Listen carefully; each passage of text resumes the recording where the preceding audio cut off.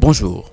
Si vous êtes intéressé par l'évolution de l'économie mondiale ou simplement si vous écoutez régulièrement les informations, vous avez certainement déjà entendu parler des BRICS.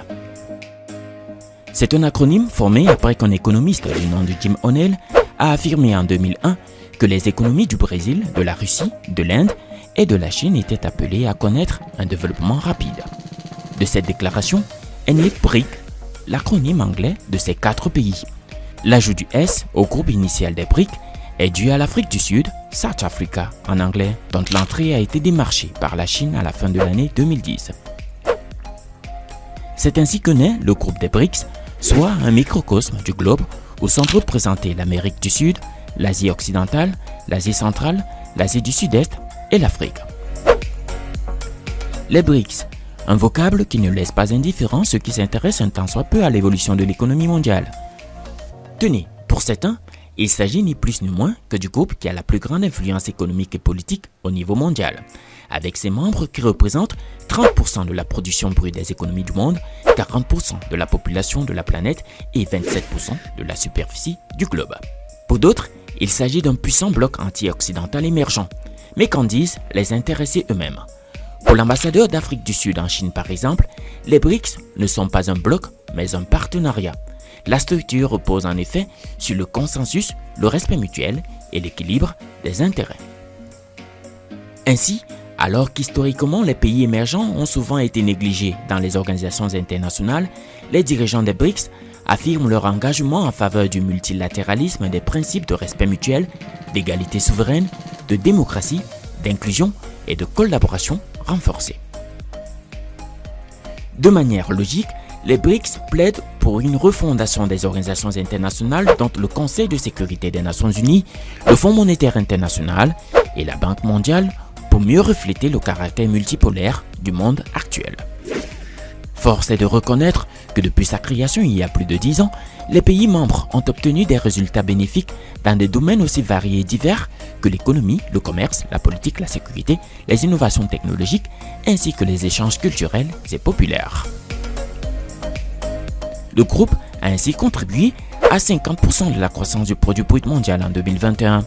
La Banque mondiale a salué l'initiative prise par les pays membres des BRICS de créer une banque de développement.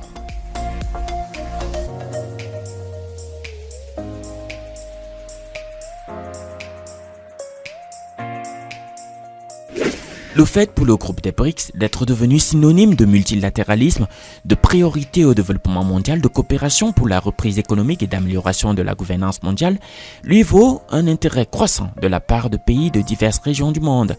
Les BRICS ne sont pas indifférents à ces demandes d'adhésion qu'ils sont disposés à étudier avec bienveillance. L'organisation semble pourtant victime de son succès puisque les règles de recrutement des nouveaux membres restent à clarifier alors même que les demandes sont déjà nombreuses. Par exemple, la Turquie a déjà soumis une demande d'adhésion aux BRICS en 2018, l'Iran a soumis une candidature vivement soutenue par la Chine, l'Argentine a officiellement demandé son adhésion à ce groupe début juillet de cette année 2022, l'Indonésie est également candidate aujourd'hui, l'Arabie Saoudite a fait part de son souhait d'adhérer. S'agissant du continent africain, le Nigeria, le Kenya, l'Égypte ou encore l'Algérie comptent parmi les pays ayant exprimé leur volonté de rejoindre ce groupe de puissances émergentes. Un grand nombre de pays d'Asie, d'Afrique et d'Amérique du Sud sont déjà connectés par le biais du projet des nouvelles routes de la soie et voient leur projet d'infrastructure financé par la Banque des BRICS. L'inclusion de beaucoup de pays candidats à l'adhésion, comme l'Algérie, est porteuse d'immenses possibilités. Ainsi, certains imaginent comme étant de l'ordre du possible et du souhaitable une route de la soie qui emprunterait à partir d'Alger le trajet de la transsaharienne et qui irait irriguer toute l'Afrique centrale, de l'Est, de l'Ouest, dans le contexte du partenariat Chine-Afrique et de la zone de libre-échange continentale. En résumé, le groupe des BRICS partisan du respect mutuel et du commerce vertueux, apparaît comme un groupe par lequel la stabilité macroéconomique mondiale et la croissance économique passent et passeront de plus en plus. Ce pourrait d'ailleurs être une excellente alternative de coopération face à un ordre mondial qui s'est avéré profitable pour quelques-uns seulement. L'Afrique a tout à gagner de ce nouveau partenariat au moment où les anciennes puissances coloniales qui se retrouvent toutes dans le G7, groupe qui, à contrario, représente à majorité le vieux monde, semble progressivement perdre de l'influence.